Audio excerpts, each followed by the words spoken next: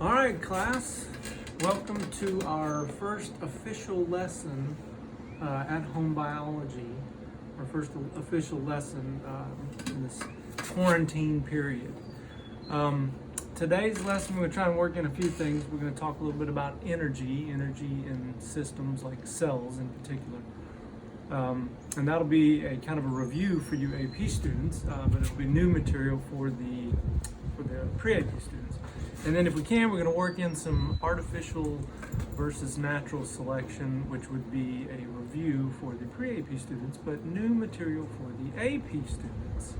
Okay, or at least new this year. We haven't discussed it, but we've covered all this in freshman biology anyway. So that's the plan for today. I've got the outdoor classroom set up, and we'll be getting to that momentarily. Don't forget that I will be available directly through Google Meets on Tuesdays and Thursdays, 1 p.m. to 3 p.m. You can access and talk to me about lessons that I assign online for you guys to do. But before we get to today's lesson, I just want to take this moment to introduce a couple of people working hard for me here at home at the at-home biology classroom. Behind the camera, if it's not me, it's going to be my charming daughter Avery.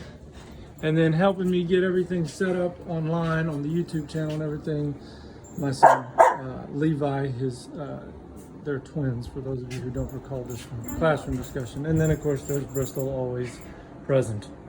All right, so let's get started. We are outside today on a beautiful sunny afternoon. It just so happens that our lesson is going to focus this first half anyway on energy transformation. Energy in living things. All living things need energy. They require energy to go about their daily business, to get things done. Okay?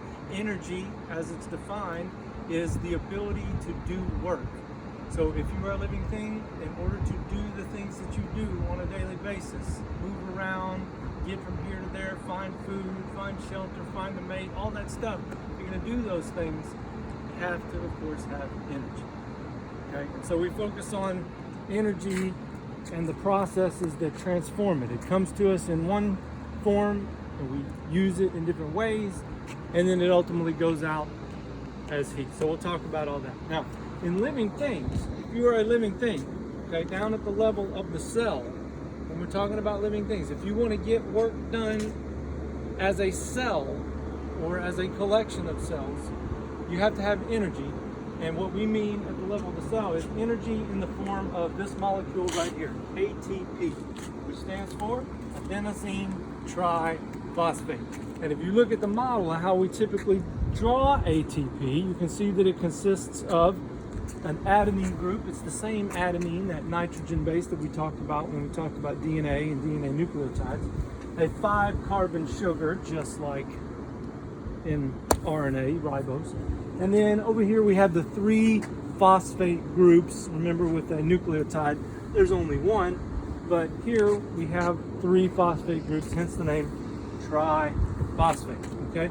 Now the thing about this molecule is it is supercharged, it's super energized. When it's in this form, it has the ability to do work. It does work at the level of the cell. In fact, if you are a living thing, ATP is like the money of the cell. You have to have it to get any kind of work done. Okay? Now the way it simply works is this molecule right here, this ATP molecule, this phosphate group on the end, which will be referred to as the terminal phosphate group, terminal because it's on the end. It has the ability to bond with a bunch of other different kinds of molecules, like proteins and things like that, that are going to assist in the work. When this phosphate group bonds to other molecules, it breaks this bond right here, okay? And in doing so, it releases a little burst of energy, which is why I always put that little energy burst around the molecule ATP. So when that that bond right there is broken, the energy is released. Now what that leaves us with is an ADP molecule. ADP, which stands for adenosine diphosphate. In other words, we've lost this 3rd phosphate. We're down to just 2. Okay, so our molecule looks something like this. Here's our adenine. Here's our 5-carbon sugar. And here's our 2 phosphate groups. Okay, where'd that third one go? Well, the bond's been broken. It's just kind of floating around out here right now in cellular, cell land, right? But the good thing is that all living things have the ability to reform this bond between this inorganic phosphate group, which you sometimes see it written as PI, inorganic phosphate. Okay, we have the ability to reform that bond. Okay, reforming that bond gets us back to a TP and a recharged molecule that's ready to do work. So we go from a TP to a DP and then back to ATP. So it's a cycle, all right? It's actually covered in the first section of chapter 8 in the freshman textbook. So if you want to check all that out, I'll post some assignments online that you can look at some more information on this concept. Okay? Okay, so when we're talking energy transformation, we're really talking about a couple of different organelles that are found in the cells of living things that do the job of energy transformation. Okay, so this diagram right here is one that you should become familiar with from a general concept. Okay, we're talking about the organelle, the chloroplast, and then the organelle, the mitochondrion. Okay, you've probably all heard about the mighty mitochondrion before, but why do we call it that? Well, we call it that because it's involved in energy transformation as part of the process. Okay, and you really can't talk about one without talking about the other and the 2 processes that are involved. What takes place in the chloroplast, you probably remember, is the process photosynthesis. What takes place in the mitochondrion, less familiar to students, is the concept of cellular respiration. This is essentially how living things like ourselves get energy. So how do we tie these 2 processes together? Well, it works like this. Okay, energy transformation, of course, involves all energy comes from where? All energy on Earth comes from where? One place. The sun.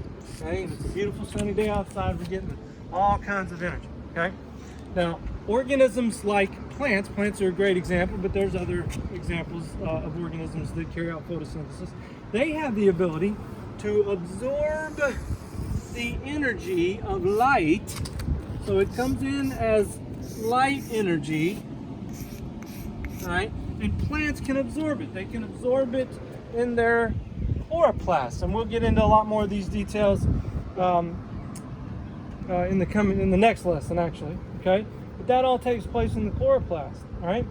Now, what happens in the process is that in the chloroplast, plants make glucose, C6H12O6, and they make oxygen gas, O2.